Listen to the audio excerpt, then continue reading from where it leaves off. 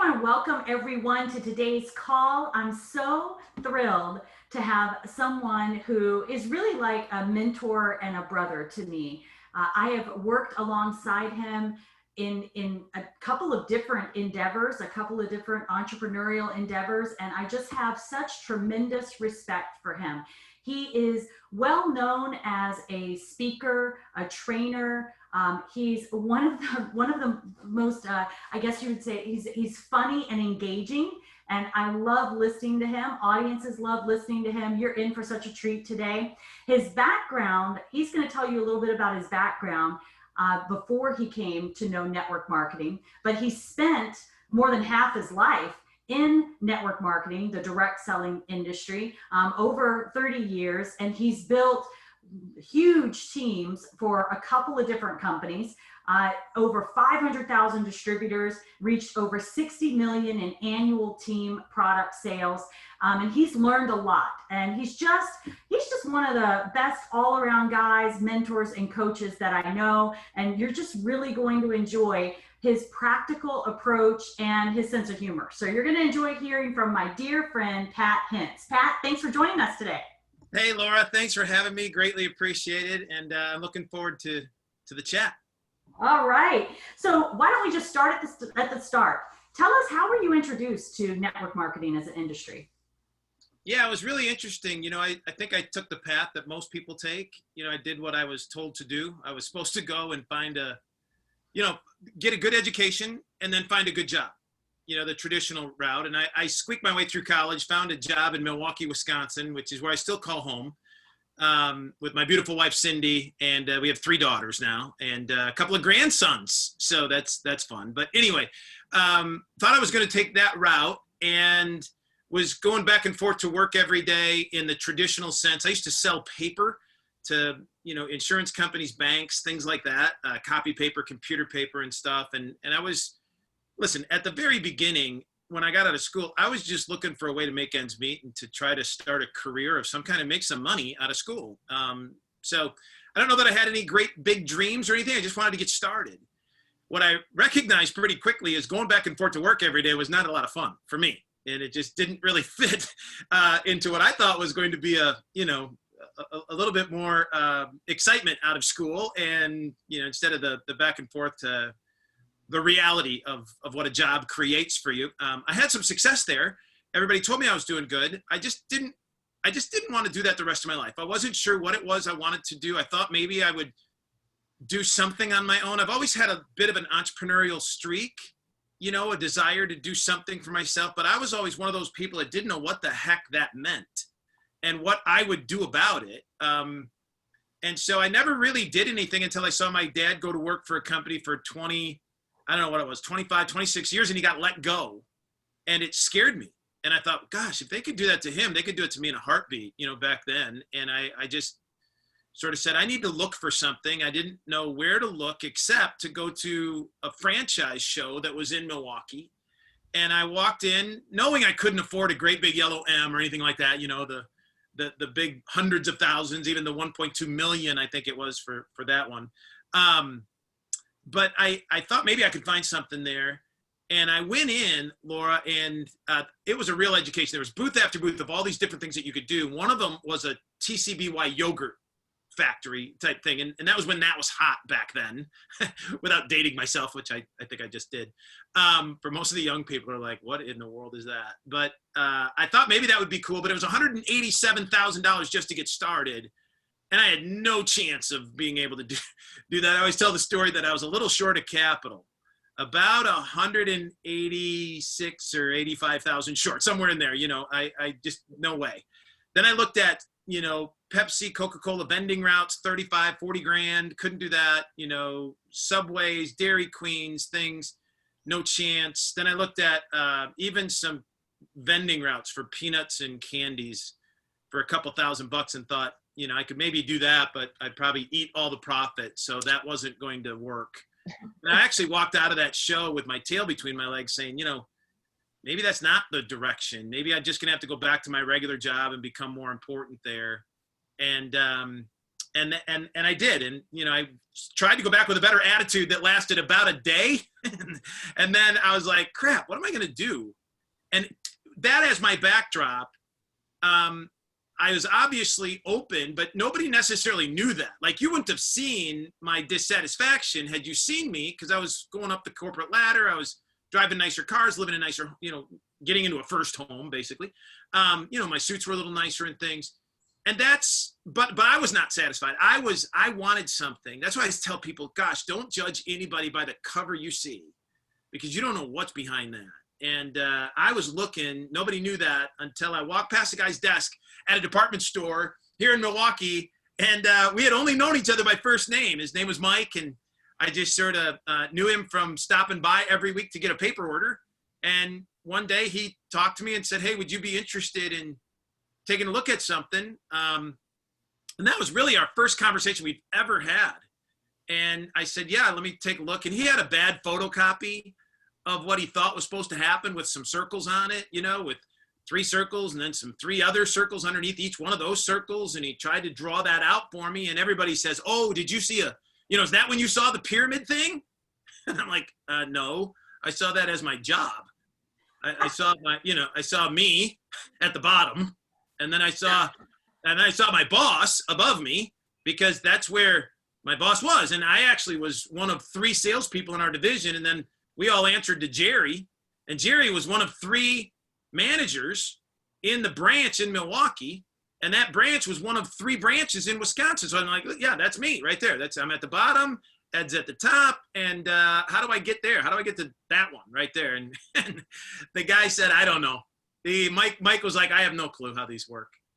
And because he had just gotten introduced to it, really, literally, probably, he's told me a month before that, because he was nervous about talking to me about it. Anyway, I took all the information, tried to figure it out. I sort of got excited about numbers, about if you could get a few people started and help them become successful, and then they could help others.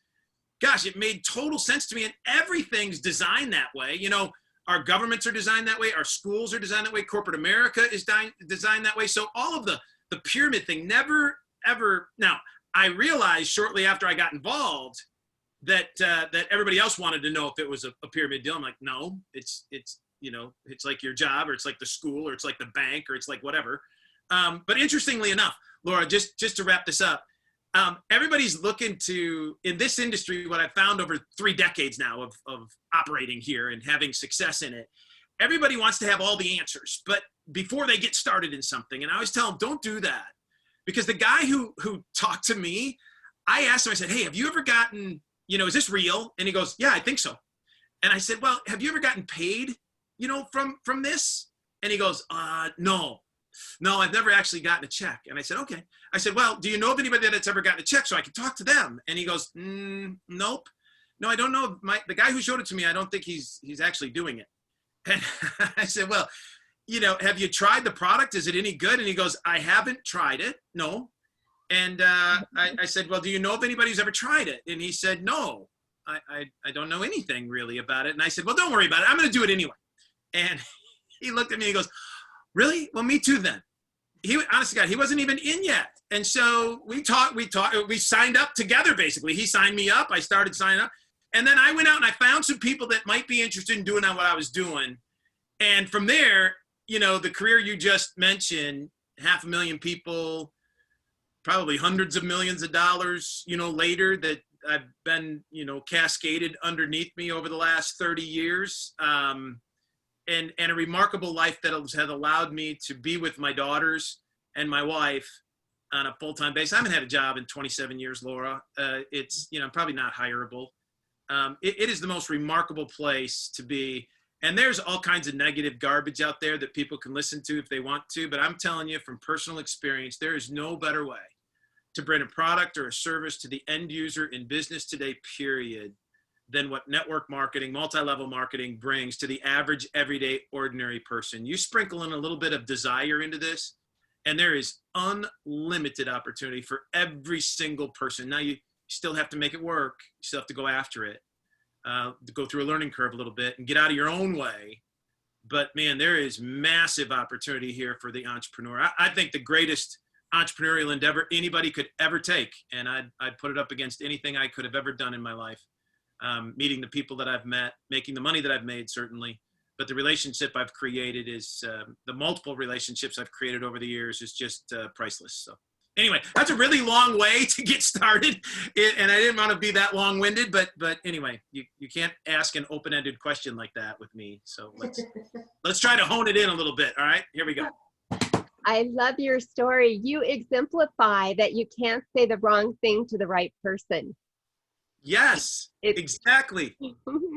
And you exemplify something else, a few things that I talk about, that this really is like a franchise. I mean, this business is really just like that, except with a smaller price tag.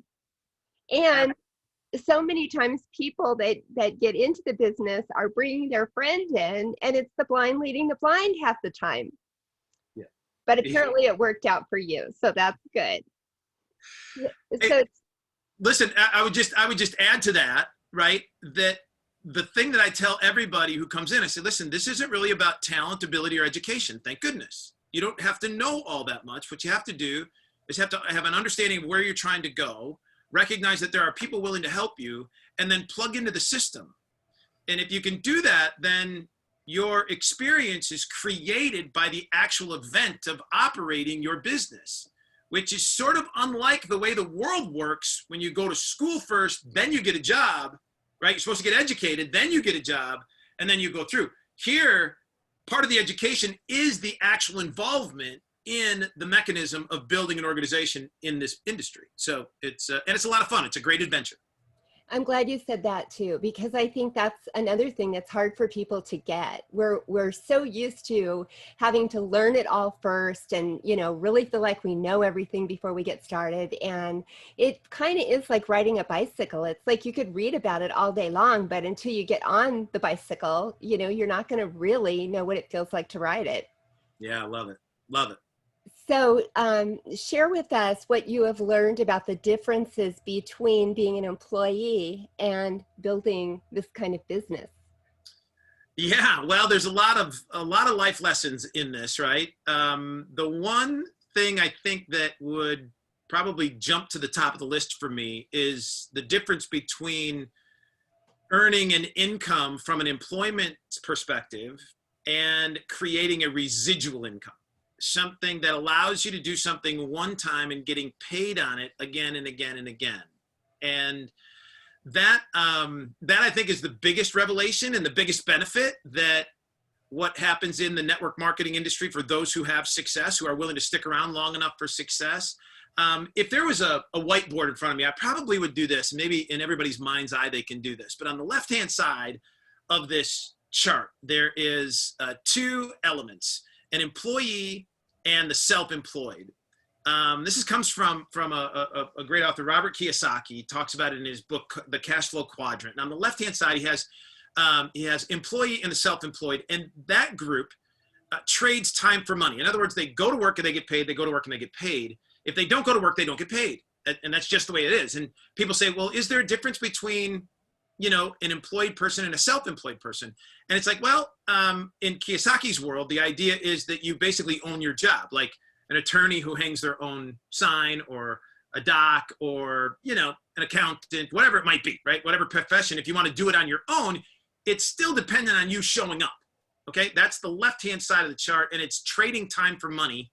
And then the other side of the chart is a business system or an investment of dollars that creates an income, even if your continued involvement becomes less and potentially even nothing. But it creates an income whether you're there or not. And that right side of the chart is really where the network marketing side of the business structure is, on that side of the equation, right? And so the big thing that I learned is the difference between going to work and getting paid every day and creating a residual income where you have the ability to get paid again and again and again on something that you do one time. And if I could, maybe it's I don't know if this will resonate with people or not, but if I was in front of a group of people teaching this element, I would say that on the left-hand side of the chart, there's a rhythm to life. And the rhythm is you go to work for 2 weeks and then you get paid. It works. It sounds like this. It goes work, work, money, work, work, money. You work for 2 weeks, then you get paid. Work, work, money, work, work, money. Everybody's got that rhythm. And you do that, you know, for 50 weeks a month or 50 weeks a year so that you can get 2 free weeks of nothing, nothing money. And then you got to go the work, work, money route again for, you know, the other 50 weeks, right? On the other side of the equation, the right side of the chart, where we're creating residual income, where you're building a network marketing business, the rhythm is different. And it sounds like this. It goes work, work, work, work, work, work, make a little money. Now that I've got everybody excited, all right, calm down for a second, because if you continue, it goes like this. It goes work, work, work, make some money. Then it goes work, work, make money. See how it starts to shift over the course of time? Then it can go work, make money. Then eventually, over the course of time and effort, energy, right? It can go make money, work. Make money, make money, make money, make money, work. That rhythm right there is what everybody wants. Like everybody wants that rhythm in their life. The problem is you can't get there until you go through the work, work, work, work, work, work, make a little money. Like you're going to do some things at the beginning that you don't get paid for. Why? So that later you can get paid for things you don't do. That's what residual income definition is all about. And that's why 30 years of doing this, you know, after a couple of getting your feet wet on it, and there's no magic bullet here, gang. You got to get after it. You got to get into it. You got to be willing.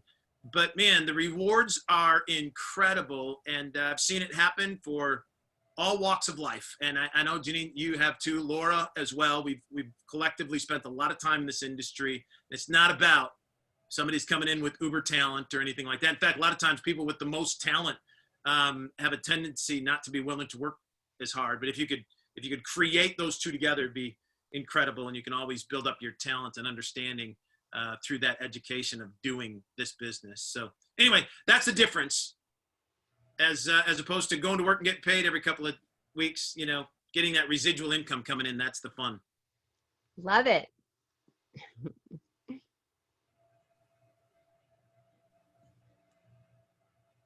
Oh, you're on mute, Laura. Sorry, I'm sorry. What do you wish you would have known when you started? I wish I would have known the difference between, you know, residual income, because I had to learn that, right? And I probably would have gotten into action a little quicker, a little bit more committed at the very beginning if I knew how powerful it would be eventually. But the big thing that I think was critical for me, and I've taught for a number of years to try to help entrepreneurs who are just coming into this space, is the difference between excitement and belief. Like people can get excited about coming in and believing that they're going to have massive success and they're going to drive the car and they're going to live in the house and they're going to, you know, be able to take the vacations and to do the things they wanted to do. And their excitement is really high. And sometimes that drives their behavior to be able to talk to somebody. And then, you know, it doesn't go quite as smoothly as they'd like it to. They don't have all the answers. And maybe those people that are closest to them, the ones that they thought were for sure going to join them, don't. And it crushes them very quickly. And their excitement doesn't have much staying power. In fact, you'll never really be able to stay excited about anything above what your belief level is in that something. And that's not network marketing. That's just human nature. All right, let me say that again so everybody gets it. You're never going to be able to stay excited about something more than what you believe in that something, right? So the key is to understand that excitement is one thing, but belief is the other. And what you have to work on is not how excited you are, it's how much you believe in what it is you're doing. And belief oftentimes has a number of components to it. It's experience. It is the ability to immerse yourself in the area where other people are interested in doing things and watching you're watching them be able to get a connection between the fact that you believe you can do that, learning that you're in the right space at the right time with the right products or the right opportunity with the right people. If you can build up that belief, that will sort of manifest itself into a little bit more willingness to have conversations. And as you have more conversations, you create more success, almost hand in hand that happens. And then as you create a little bit more success, you get a little bit more belief. And then over the course of time, the trick is to stay long enough to become bulletproof, or nobody can take you out of where it is you want to try to do. And I've shared this with a number, I'll share it with you guys today, is listen, longevity creates credibility, not how much money you make or how fast you get out of the gate and all the other stuff, right? It's longevity. How long are you still doing that thing? I can't tell you how many times people have said, are you still doing that? I didn't think that would work. I thought you would flame out. I thought you would do this. Why? Well, because most people go through life in about 90-day time frames, maybe 30, where they start something, they're done 30 days from now, 60 days from now, 90 days from now. Just think about it for yourself. If you're listening to this, how many things have you started and stopped within that 90-day time frame? Listen, I have 4 women in my house, Laura, and I've told you this a number of times, that there has never been a Monday where a diet has not started in this household. It just started, right? Here we go. This Monday, we're going to start. It's Friday night, so let's go get some ice cream because we're going to start on Monday. It's just the way the world works. Listen, and I'm as big of a culprit as my girls are, but that's the reality. In this business, you got to stay at it. That staying at it, that stick-to-itiveness is what creates credibility, and credibility will help you start to build an organization. And as you start to build organizations, your belief level goes up, and all of a sudden you share that belief with others, and it's automatic. Because here's the thing, your excitement level can never stay below your belief level. Your belief level will always bring you up to it. Like if you can move your belief level way up, like you're talking to yourself, like this is going to work, this is going to happen, I don't want to be like that person anyway, you'll bring your excitement level back up, as opposed to having it really low and then negatively talking to yourself. I guess that's the biggest thing I would want people to know. I love it. So what advice would you give to someone that is looking at this business? Well, listen, I think there's 5 things, I guess, that I would share with people and have consistently for really probably since the earliest of time that I can remember. And it's the 5 things that I think is critically important for somebody to come in. Now, I didn't know these 5 things when I got started. So a couple years into it, a couple years worth of experience, I started to realize that there were basically 5 things that needed to happen for success. I started to share that. I started to see it around me happen all the time. And then it just locked in, and it's been locked in for decades now for me. Okay. And these 5 things, you can jot them down. Number 1 is timing. Timing has to be there. You can't replace it. If you get on the other side of it, you can't beat it. If you get in front of it, sometimes you can't help, right? But have success. You want the wind at your back. You want you want to get in front of the wave, all of that. So timing has to be a couple of elements together. The company that you're looking at, or the offer that you're looking at, the opportunity that you're looking at. Also, your personal timing is probably the most important in this whole involvement. And so timing has to matter all the way along, all right? Second thing you need to have is you got to have great products. Your products matter in our industry. If anybody ever tells you, and this is a big one, if anybody ever tells you that products don't matter and it's just about the distribution, I would, from a personal standpoint, I just don't believe that. I think you have to have products that have relevance in a marketplace and that bring real value to the end user, real value. Otherwise, I think you play a game in our business. It's one of the things that I think is the most challenging for those who have had negative experiences in our business and in this model. I think the products need to matter. They have to be relevant and deliver results, okay? Otherwise, I think the companies are, I think that's the same way in any business, by the way. If you get, and that's not unique to just network marketing. Let me just take a side light here. if you take a look at any business endeavor, if you're not delivering value to the marketplace will chew you up, spit you out, and step on you on their way by. That's the way it works. So in our business, same thing. It's important. Third thing is you have to have a company that you choose to partner with that allows you to build in a digital age, in the age of the day, right? And gives you the tools to be able to be effective and allow you to participate in a way that is not so archaic that you're fighting the very essence of what it is everybody deals with. So in today's world, it is a digital world. You have to have the ability to build on a technology platform that allows you to deliver products and services and ideas and concepts in a digital format. It just has to happen. All right, so that's number 3.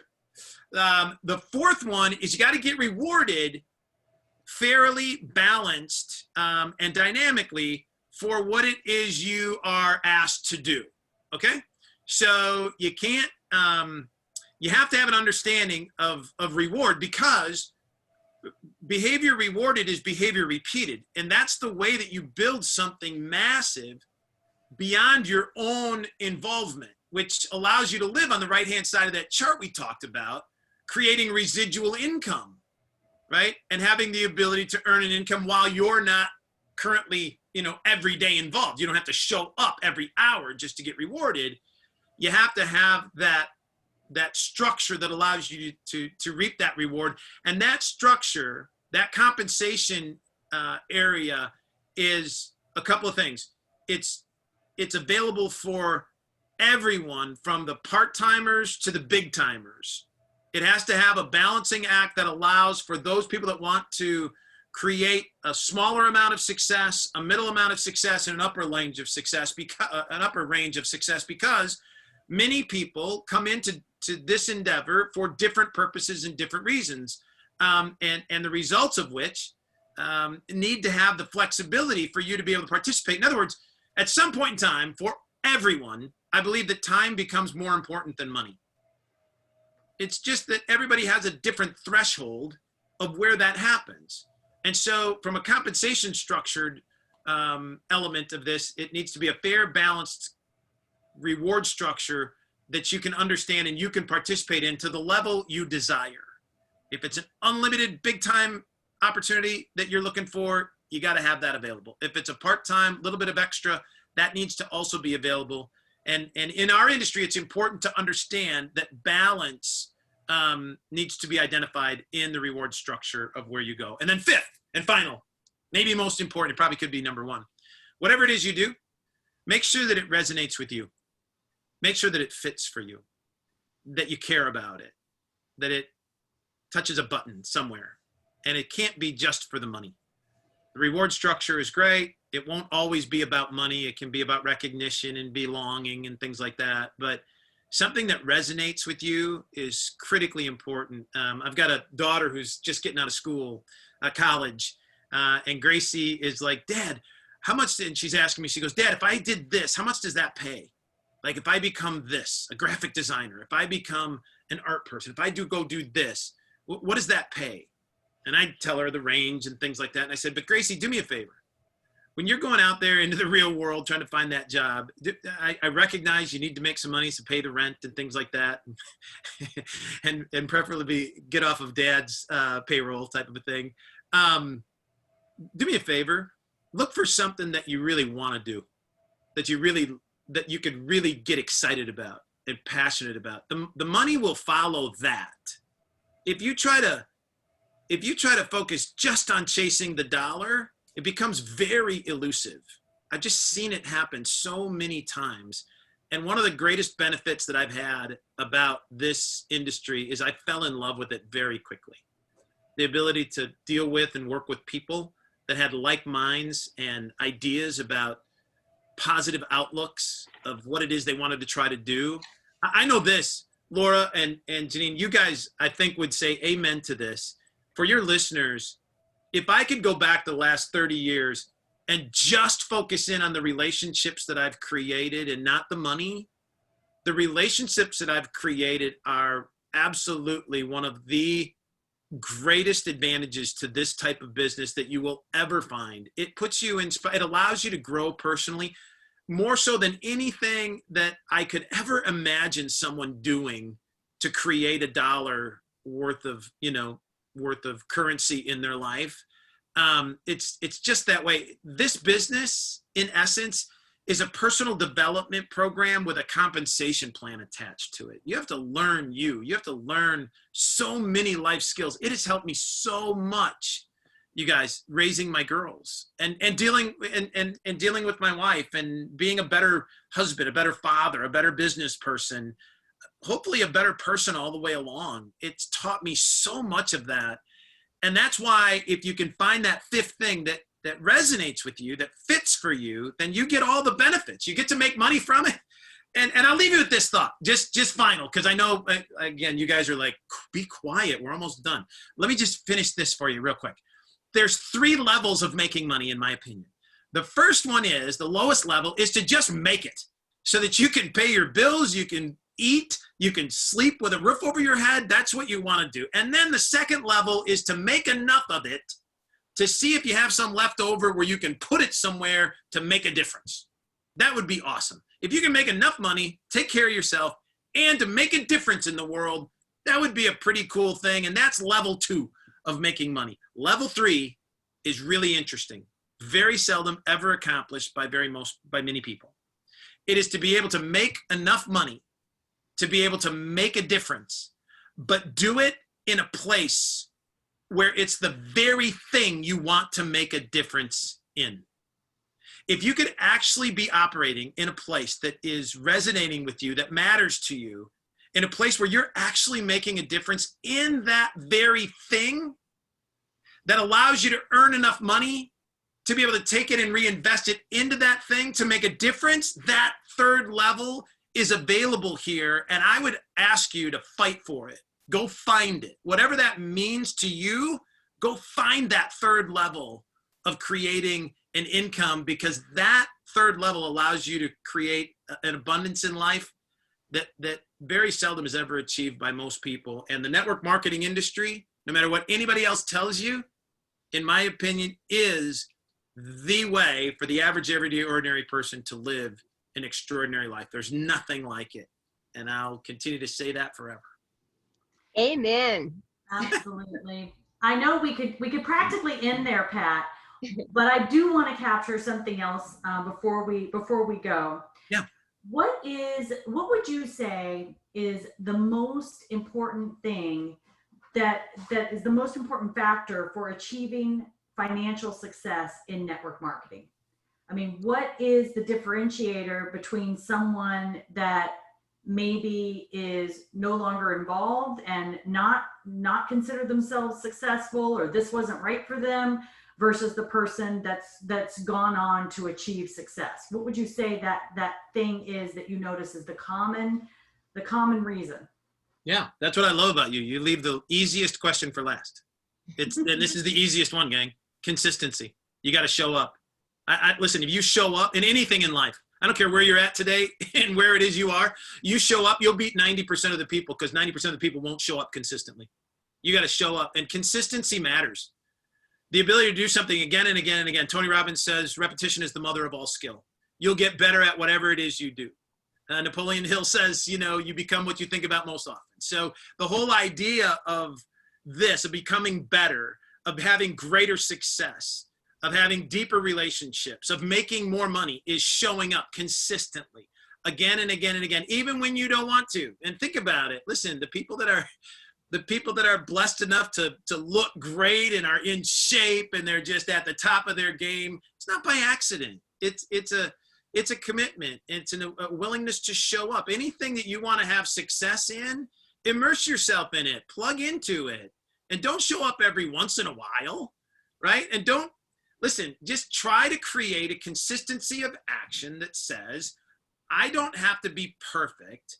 I just have to be in action. And I've got a number of little anecdotal sayings that I use, Laura. I'm doubt will take you out of action. One of my favorites. Doubt will take you out of action, but action will take you out of doubt. Any action will take you out of doubt, because then you're trying, you're working, and your brain will allow you to think that there will be success in the future. So if you can do something today, I always talk about the power of one, the one thing that you can do today. Take 5 minutes and just get yourself immersed in whatever it is you decide to do. Do that. That first 5 minutes of the day, somewhere as early in the day as possible, talk to someone new, because that will allow you to say, well, I can do that. I can do that again. I can do it again. And then do it again tomorrow. And you guys, consistency is not about doing a whole bunch today and then nothing tomorrow, right? And then staying away think about it this way. In your personal hygiene, you want to stay consistent, right? If you don't believe me, why don't you do this? Take 7 showers today and then take the rest of the week off. See how that works for you 7 days from now. It's not going to work so good, right? You're better off taking a shower every day. That's the way that this business works too, is like show up every day. Today, I heard it this way, Laura. You and I have actually shared the stage, I think, on one of these topics a couple different times. But I talk about doubling a penny each and every day, right? Where you take a penny and you double it every day for 30 days. And the question before that is, would you rather have $1 million in your hand, or would you like to have the result of taking a penny and then doubling it every day for 30 days? Which one would you like to have? And a lot of people in our industry know that the doubling of the penny is much bigger than the $1 million. Those of you who are brand new, listening to this, maybe on the thought of coming into something like a network marketing business, if you took the $1 million, here's the challenge. That 1 penny doubled every day, okay, turns out to be in excess of 5 million at the end of 30 days. And again, some people will say, well, if you start with it and you take it and double it the first day and count that as day 1, it's actually 10 million. So either way, it's a much bigger element of reward if you take a penny and double it every day, because that's the power of consistency. We talk about it. We share with everybody that you need to show up every single day. But I would tell you that I saw the other equation that goes along with this story that made it really come to life. And that's when a person up in the front of the room said, what if you doubled a penny every other day? What if you took a penny and doubled it every other day? So you were not consistent, but you were sort of start and stop. What happens if you double the penny every day? And a lot of people with math, they sit there and say, well, if you double it every other day, you've only done half of that. So you probably create $2.5 million. And it's like, nope, it's not how it works. And people would say, well, would you create $1 million? And the idea is, no, you wouldn't do that. How about $500,000? It'd have to be at least $500,000 if you doubled it, because if you doubled it every day, it'd be 5 million. Every other day would still be $500,000, right? The answer is no. You know what the answer is? Gang, you can do it yourself. The answer is $163. That's the power of consistency. If you can do something every day, and I'm not saying that you would ever get involved in a network marketing business, come on, that you'd ever get involved in something, stay with it for 30 days and get $5 million worth of results. You're not going to do that. That's just not going to happen. Okay. Let's set the idea of the story is consistency matters, because duplication and multiplication and leverage is the thing you're involved in here. Right. And so the ability for you to take something and do it every day, 5 million worth of results every other day, is $163. So if nothing else, just commit to doing something every day, every single day. And I would tell you, you could apply that principle to anything in your life. I don't care if it's learning how to play a musical instrument, if it's taking a walk around the block for better health, if it's, reading a book, if it is positive mindset, type stuff, you're going to get greater results doing something every day. And listen, consistency is my answer to your original question. And it's not, here's the beautiful thing about it. It's not about talent. It's not about ability. It's not about education. Thank goodness. Our business model embraces those willing to just show up and to be consistent and to understand you'll learn how to ride the bike as you go. You can't learn it in a book. I was talking about it, sort of learning how to drive a stick shift car. You're going to have to grind the wheel, grind the gears, give yourself whiplash, squeal the tires a little bit, stall it out. But once you get the hang of it, it's really not all that difficult. And you can encourage other people to do it, but you do it, and you create success in our business model through consistency of effort. And that is, that I think is what makes the difference. And I know it, Laura, because I've met people who say, you know, hey, how come this person's successful and I'm not? Well, it's because I see this person all the time. I don't hear from you hardly ever, right? Unless there's something to complain about or to find out what the new thing is. But gosh, that was 3 weeks ago that we last talked, right? And the successful people stick out like sore thumbs. You show up, they show up. And if you're going to get into this business, there is massive opportunity here. Anything you want to have is here.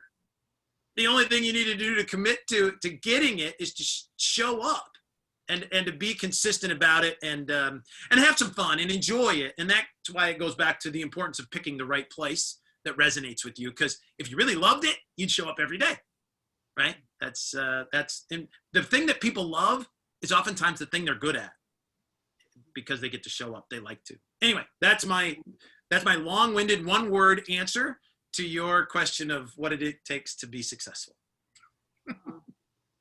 Thank you. Thank you, Pat. Thank you so much for spending time with us. I know this is going to be insightful and helpful to everybody that listens to it.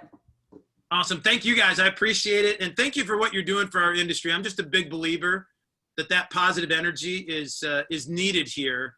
And this business attracts incredible people. I don't think there'd be anything more that you would look for in life than to get yourself involved in a community that has a group of like-minded people from a business perspective wanting to do something good in the world. This is the type of business to be able to do that in and to manifest something great. So looking forward to it. Thanks, you guys. It was wonderful. Thank you so much. We have the analogy of the penny in our book, but I've never heard what would happen if you did it every other day. So I was just captivated by that. Yeah, $163. What that, you know, that, and we've seen it. We've seen that happen. So yeah, big difference. Thank you so much. Thank you. You got it. Thanks.